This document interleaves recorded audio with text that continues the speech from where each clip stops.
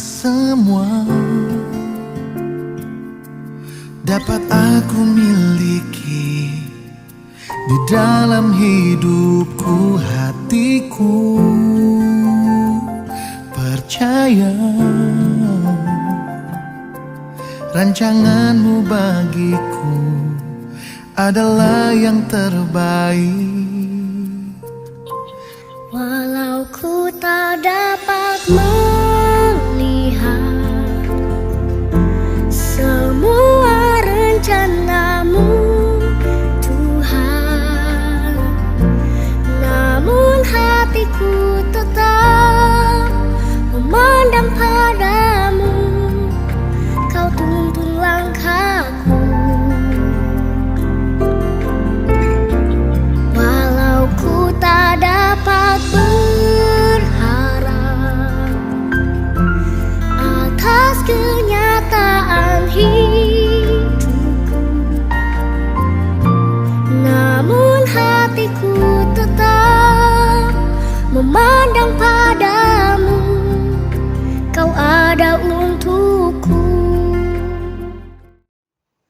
Shalom, selamat pagi bagi kita semua, jemaat yang dikasihi Tuhan, dimanapun kita semua berada. Salam sehat, khususnya bagi kita yang selalu setia untuk bersama-sama merenungkan firman Tuhan di dalam Sapaan Teduh. Maka marilah, di pagi hari ini kita akan mendengarkan firman Tuhan dan bersama-sama kita mempersiapkan hati. Mari bersatu di dalam doa. Kita berdoa. Ya Tuhan, kami bersyukur untuk hari yang Kau berikan bagi kami, hari yang baru, untuk kami bisa merancangkan berbagai-bagai aktivitas kami. Namun sebelum kami memulainya Tuhan, kami ingin terlebih dahulu membaca dan merenungkan firman-Mu. Dan kami percaya, kuasa Roh Kudus Tuhan akan menuntun, agar kami dapat mengerti kebenaran firman Tuhan, dan biarlah apa yang kami dengar, apa yang kami mau renungkan di pagi ini, dapat juga kami lakukan di tengah kehidupan beriman. Di dalam nama Yesus kami mengucap syukur dan berdoa. Amin. 2 Korintus 4 ayat 16 firman Tuhan bagi kita. Sebab itu kami tidak tawar hati, tetapi meskipun manusia lahiriah kami semakin merosot, namun manusia batiniah kami dibaharui dari sehari ke sehari. Jemaat yang terkasih, ada pepatah yang mengatakan sehabis hujan akan datang pelangi. Ini menggambarkan suatu pengharapan akan adanya hal baik setelah kita menghadapi penderitaan. Namun terkadang kenyataan hidup berkata lain.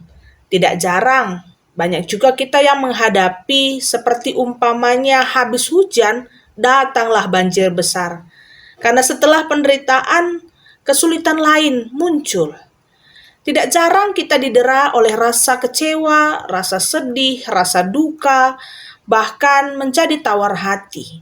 Seakan tidak ada lagi harapan baik di dalam hidup kita. Apa yang dimaksud dengan tawar hati?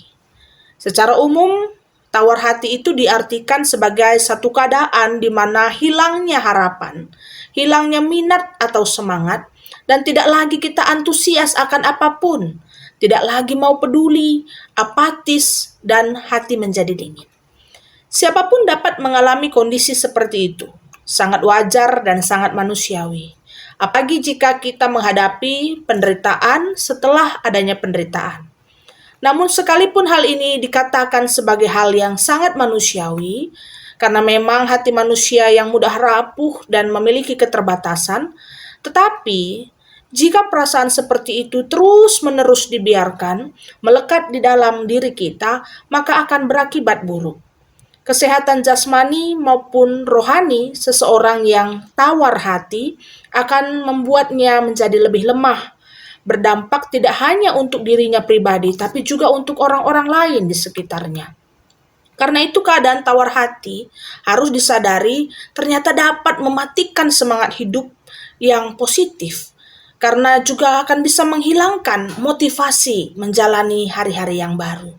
Memandang negatif segala yang ada pada dirinya, ataupun memandang apatis akan kebaikan orang lain.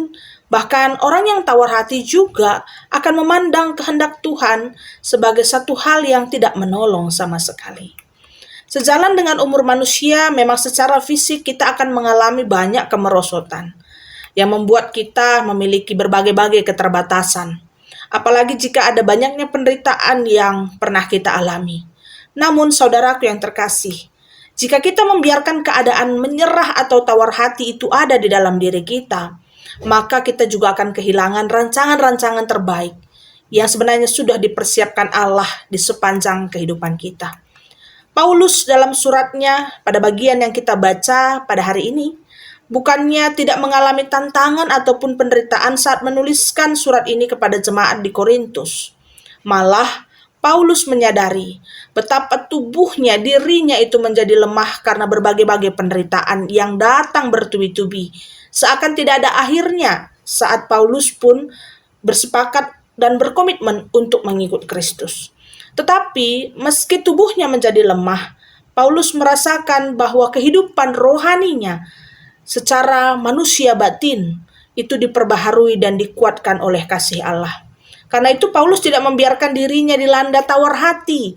Dia fokus untuk merasakan bagaimana Tuhan menempa manusia batiniahnya yang dibaharui dari hari ke hari. Sebab penderitaan yang dialami Paulus, dia yakini jika itu datang karena dia setia menjalankan kehendak Tuhan, maka digambarkan Paulus penderitaan itu akan berujung pada kemuliaan yang kekal yang melebihi segala-galanya. Jauh lebih besar daripada penderitaan yang dialaminya. Ini juga dituliskannya dalam 2 Korintus 4 ayat 16-17. Bagi Paulus, penghiburan Tuhan itu seperti pelangi yang muncul bukan ketika hujan sudah reda, tetapi sudah terlukiskan bahkan saat masih ada hujan dan badai. Paulus tidak membiarkan dirinya tawar hati dan menguasai hatinya dengan rasa kecewa atau sedih dan kehilangan harapan dalam menjalani apapun, melainkan dia mau merasakan kasih Tuhan membaharui hatinya, memulihkan hidupnya dari hari lepas hari. Maka marilah kekasih Tuhan, saudara-saudaraku, dimanapun kita berada, mungkin dalam hidup kita juga mengalami berbagai-bagai penderitaan, berbagai-bagai kelemahan. Namun kita percaya akan penyertaan Tuhan seperti kesaksian Paulus tadi. Bahwa penderitaan boleh saja datang silih berganti dalam hidup kita seakan tak berujung. Tetapi pengharapan dan pertolongan, juga penghiburan Tuhan itu tidak pernah berhenti. Sehingga cara pandang kita, ayolah fokus kepada berkat yang Tuhan sudah sediakan. Tidak lagi pada berbagai perasaan yang sering membuat kita menyerah dan tawar hati. Karena keadaan tawar hati itu bisa dialami siapa saja. Kita harus melihat ada seorang anak yang bisa menjadi tawar hati karena orang tuanya tidak lagi dirasanya menyayangi dia. Seorang bapak juga bisa menjadi tawar hati dalam pekerjaannya karena dia sudah berusaha, bekerja keras namun gagal. Seorang ibu juga bisa menjadi tawar hati karena merasa keberadaannya tidak dihargai oleh suami dan anak-anaknya. Orang yang sudah lansia juga bisa menjadi tawar hati karena merasa tidak ada lagi yang memperhatikannya.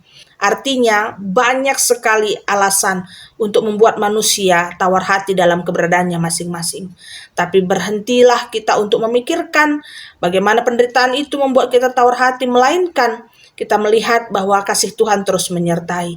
Sehingga banyak kebaikan-kebaikan dalam hidup yang masih bisa kita kerjakan sesuai dengan kehendak Tuhan dan dengan semangat. Saudaraku, jika rencana, tugas, pekerjaan, keluarga, dan pelayanan kita hari ini mungkin belum sesuai dengan harapan, jangan tawar hati. Masih ada kesempatan untuk hidup kita dibaharui. Mari kita memikirkan hal yang positif, seperti apa yang diteladankan Paulus bagi kita hari ini. Sekalipun banyak kesulitan, masalah, penderitaan, tetaplah kita mau memandang kepada Tuhan, karena Dia yang akan menyertai dan menguatkan kita. Jangan tawar hati, tetapi milikilah hati penuh sukacita, semangat dan berpengharapan kepada Tuhan, karena Dia Allah yang penuh kuasa dan kasih, selalu memberkati kita. Amin. Kita akan bersama-sama bersyafaat. Mari kita tundukkan hati kita di hadapan Tuhan, kita berdoa. Terima kasih Tuhan, hari ini Kau mengajarkan kami untuk tidak pernah tawar hati akan berbagai-bagai persoalan yang mungkin saja datang ke dalam kehidupan kami. Kami mau fokus memandang kasih dan juga penyertaan Tuhan, sehingga kami pun boleh menjadi berkat bagi kehidupan sekitar kami. Dan hari ini kami bersyukur atas firman-Mu yang telah kami dengar, yang ingin kami kerjakan dalam kehidupan kami, maka Tuhanlah memberkati. Terlebih kami pun mengingat untuk berdoa, bersyafaat bagi seluruh saudara-saudari kami, khususnya di GBKP Runggun Bogor Barat. Tuhan, kami mendoakan para hamba-hamba-Mu yang melayani, pendeta kami, serayan-serayan Tuhan, pertua dan diaken, pengurus-pengurus PJJ, pengurus kategorial, pelayan KKR, dan semua anak-anak Tuhan yang ikut memberi dirinya untuk melayani.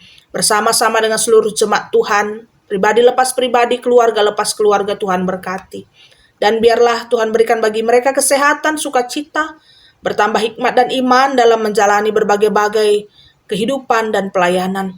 Kami juga percaya bahwa sekalipun banyak pergumulan, banyak kerinduan Tuhan untuk mendirikan tempat beribadah gereja Tuhan atas nama GBKP Runggun Bogor Barat, tapi kami percaya tiada yang mustahil.